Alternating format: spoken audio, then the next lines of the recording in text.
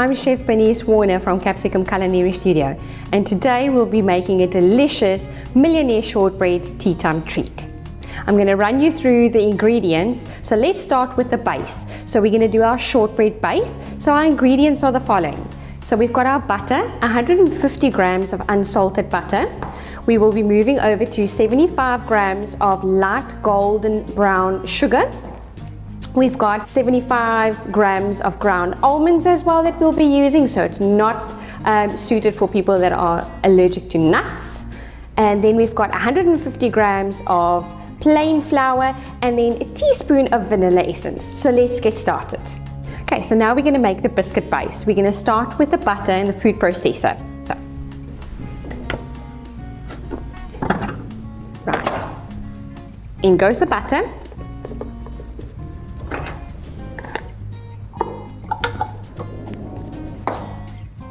Then our sugar,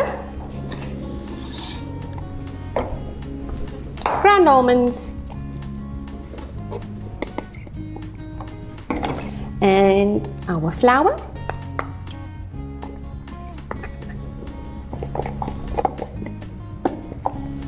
and last but not least, the nice flavor. Pop on the lid and give it a good blitz until it forms a nice paste.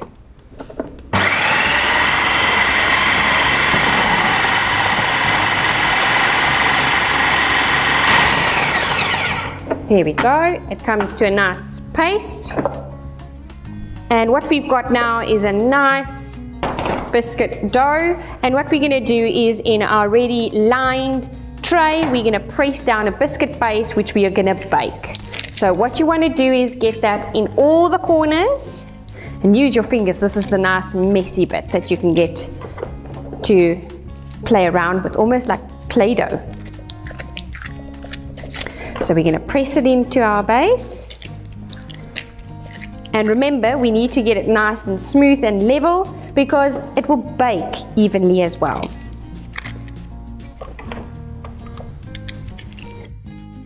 Right, now we're going to put this into the preheated oven. I set it at 170 degrees, and as soon as I put it in, I need to turn it down to 160 for about 15 to 20 minutes. 20 minutes later, I've got a beautiful golden biscuit. We set it aside to cool, and I'm now going to make my caramel filling. On a medium heat, I'm going to take my butter,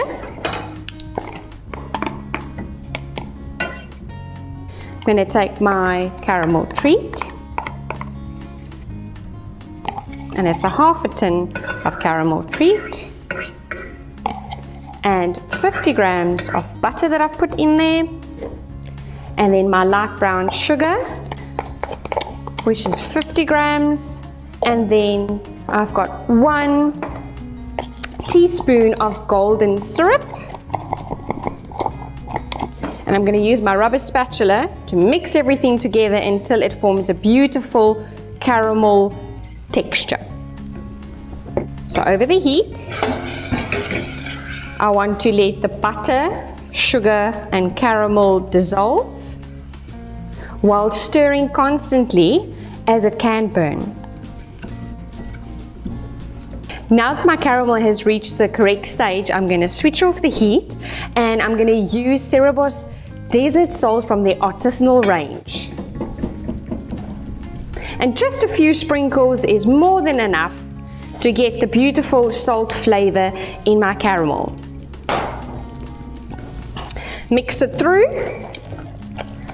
and don't be concerned if there's large crystals still left.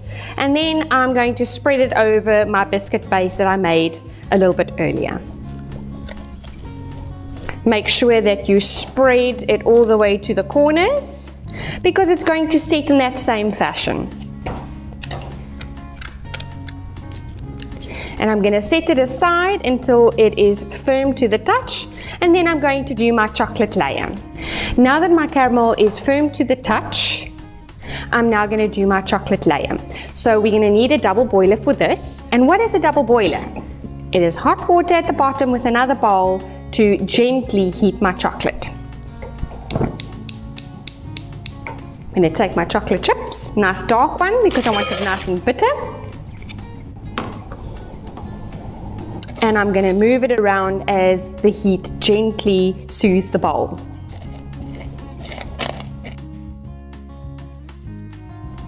Now that my chocolate has melted sufficiently, I'm going to spread it onto my set caramel.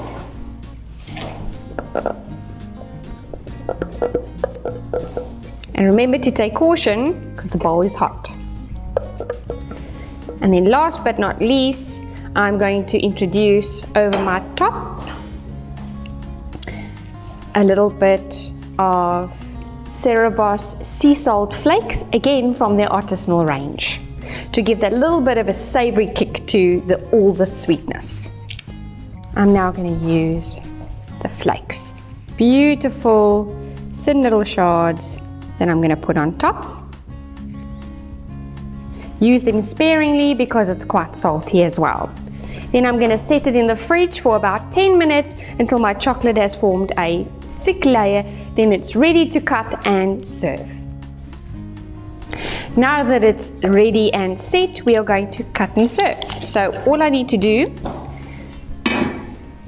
is remove the paper, because we can't eat paper.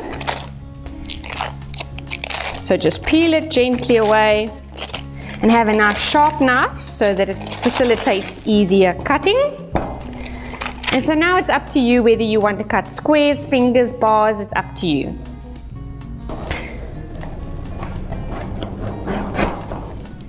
And there we go. Enjoy.